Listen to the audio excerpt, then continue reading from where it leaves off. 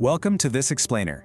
Okay, let's jump right in and challenge literally everything we thought we knew about a basic command line tool. For decades, we've all been staring at that little blinking cursor, typing 4 simple letters, and waiting for a reply. But what if I told you that we've essentially been using a supercomputer as a simple pocket calculator? I mean, think about it. When you type ping google.com, what are you actually doing? Most of us just treat it like a basic digital doorbell, right? You press the button, you wait to see if the website is awake, and if someone answers, you assume the network is perfectly fine. But that simple online versus offline binary, that is just the tip of the iceberg. There's this fantastic quote from our source material today that I absolutely love. It says, "For ICT professionals, ping should be viewed as a network stethoscope. It's not just a doorbell. It's a highly capable, built-in diagnostic medical tool for your entire infrastructure. You just need a trained ear to understand exactly what it's whispering back to you." So here is our roadmap for today. We're going to cover 1. The network stethoscope. 2. Beyond online versus offline. 3. Uncovering hidden bottlenecks. 4. Decoding routing and firewalls. And finally, 5 essential network questions. All right, let's get into it. Section 1. The network stethoscope. Under the hood, ping relies on something called the Internet Control Message Protocol, or ICMP. It shoots out an echo request and simply waits for an echo reply. But look at what a single successful reply instantly proves. It confirms the destination IP, it estimates your round-trip time, which is your latency, and it reveals the time to live, telling you exactly how many routers that packet had to hop through to get there. It's literally one line of text, but it gives you massive amounts of data. Moving right along to Section 2, Beyond Online versus Offline. Let's look at a real-world scenario. Say a user hits you up complaining their internet is slow. If you just run a normal ping, you might get a couple of successful replies and think they're crazy. But if you add the -n100 parameter, you force the tool to send exactly 100 packets, and that exposes the real issues. You might find a minimum latency of 15 milliseconds, but a crazy maximum of 450. Suddenly you see the issue isn't connectivity at all, it's packet loss, severe jitter, or buffer bloat. And this next concept brilliantly illustrates that classic IT joke, it's always DNS. If you ping google.com and it fails, but then you ping its IP address directly, like 8.8.8.8, and it succeeds, well, you've instantly isolated the problem. Your physical connectivity is perfectly fine, it's your DNS resolution that's completely broken. Which brings us to Section 3, Uncovering Hidden Bottlenecks.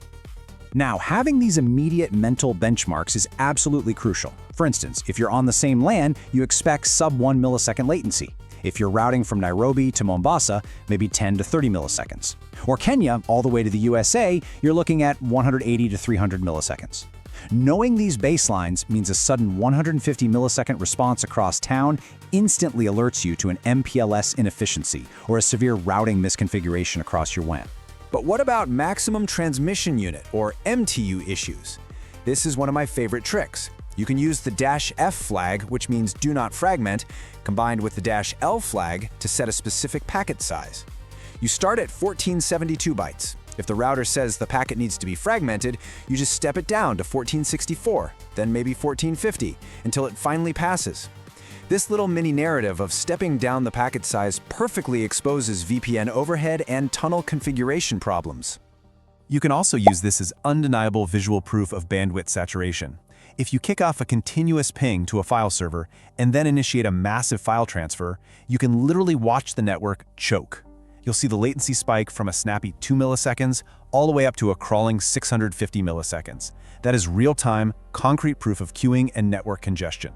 So the real takeaway here is application. You can use that exact same continuous ping technique to actually verify your quality of service, or QoS policies. If you're monitoring latency during a Microsoft Teams or VoIP call and it suddenly spikes to 500 milliseconds, guess what? Your network isn't prioritizing your voice traffic. Your QoS is failing. Let's pivot a bit. Section 4, Decoding routing and firewalls. When you are completely disconnected, you can actually use ping as a sequential troubleshooting framework. You just start inward and work your way out. First, ping the loopback address, 127.0.0.1, to verify your own TCP/IP stack. Then ping your local IP to check the network adapter. Then the default gateway for your local network, the DNS server for the WAN, and finally an internet host like 8.8.8.8 for end-to-end communication. It's just a perfect logical progression.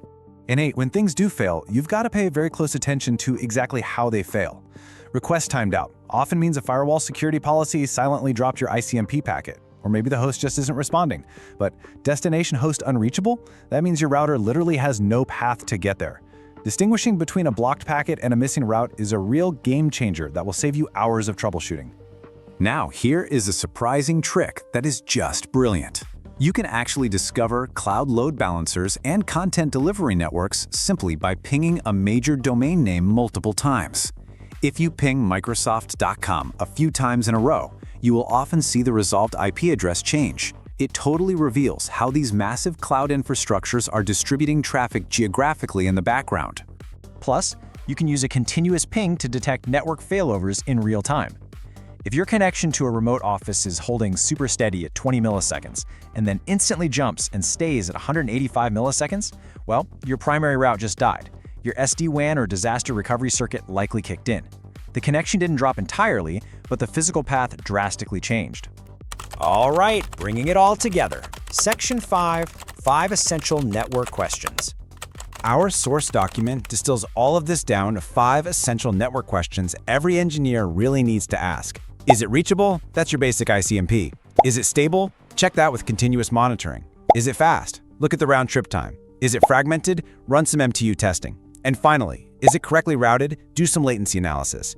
These 5 questions completely transform raw command line data into a comprehensive health assessment of your entire infrastructure.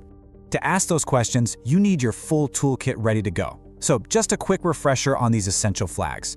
-T to ping continuously, -N for a specific number of requests, -L to set your packet size, -F to prevent fragmentation, -4 or 6 to force IPv4 or IPv6, -A to resolve host names, and -W to adjust your timeout limits.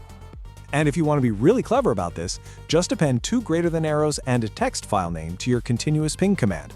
Leave it running overnight, you've just built an incredibly lightweight availability logger that gives you hard, time-stamped evidence of exact outage windows to hand over to your ISP the very next morning. You can even use that -6 command to see if your network is actually ready for an IPv6 migration.